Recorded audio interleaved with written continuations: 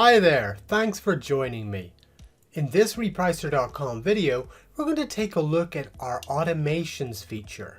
When it comes to running a business, the most important thing is to make the most out of every second you have. You can't be running a busy business if you're constantly moving about rules based on your competition and results. This is where automations comes in. Using Repricer's automations feature, you can have your products automatically move from one rule to another based on various criteria that you set. These could be as simple as sales and orders, stock quantity, fulfillment status, and many, many more. Let's take a look at the automations now. Click Automations on the left-hand side of your screen. From here, we'll just choose to create a new automation. When creating a new automation, the first thing you need to do is give it a name. Strange, isn't it? Next, each automation is tied to a specific channel, so you need to choose which you'd like it to apply to. With that done, we move on to the triggers, and this is where the real fun begins. Automations work by checking each hour your selected triggers, and if your automation is triggered, your product will move from one rule to another. It sounds simple, and really it is, but it is really powerful. Now we have a whole ton of triggers, so I'm not going to go through all of them, though we do explore many more of them in other videos on the channel. I will, however, open up a few of the common ones and we'll discuss them. Then we'll create our own automation. Where better to start than right at the top? Here we have the Haven't Won Buy Box feature. And what it allows you to do is to say, if you haven't won the buy box in so many days, trigger. This is great for automating your products based on your success in winning the buy box or not. Next, let's talk about orders and sales. These two are birds of a feather. Orders refers to the units sold, while sales refers to the amount that you make from the sale. Think of it as units versus dollars. With these, you can set your automation to trigger based on how many sales or orders you've got. This could be greater than, lesser than, or even sales increases and decreases over time. I'm sure you can see how powerful this is whenever you want to move to a more competitive rule when your sales aren't as high as you'd like.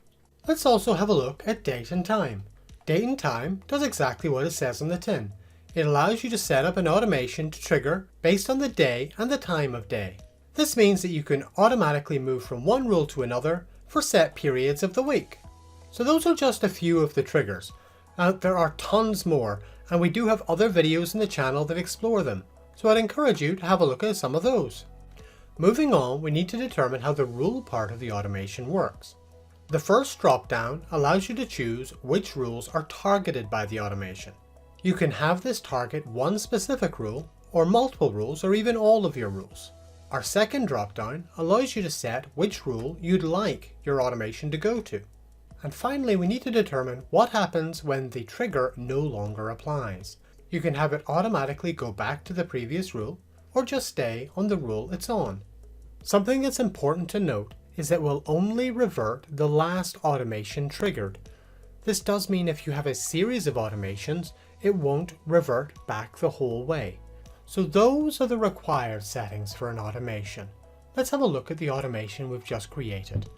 So when the automation runs, it will activate for any products that haven't won the buy box in the past 7 days and haven't sold at least 20 units in the past 30 days. It will trigger on any of our rules and move the product to our EOS rule.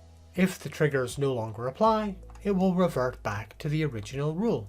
Aha! I tricked you! You thought we were finished with our automations, didn't you? Afraid not, we have some optional settings to also take a look at. Let's move on to the Timings tab and our first setting, the lock period. This allows you to determine a minimum period of time that your product will remain on the rule it's been moved to by an automation. This is a way of avoiding your products constantly jumping between different automations. For our second option, you may want to lock all your automations to say 5 days. But there may be one automation you specifically want to trigger anyway, no matter what, it will always trigger. That's where the break lock period comes in. What it does is it means that even if your product has been locked by another automation, if this automation runs, it will break that lock period and automate anyway. Our final options are pretty self-explanatory. It allows you to set a start and an end date for when this automation will run. Outside of that period, the automation is effectively turned off and doesn't operate at all. And no trick this time, this is us really finishing up with automations.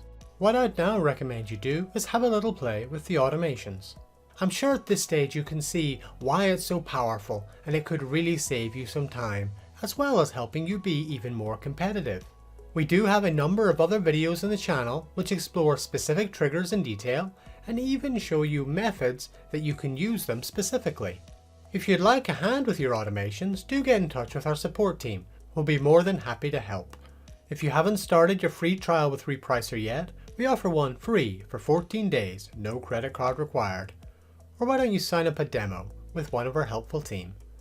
Thanks for joining us today and have a great day.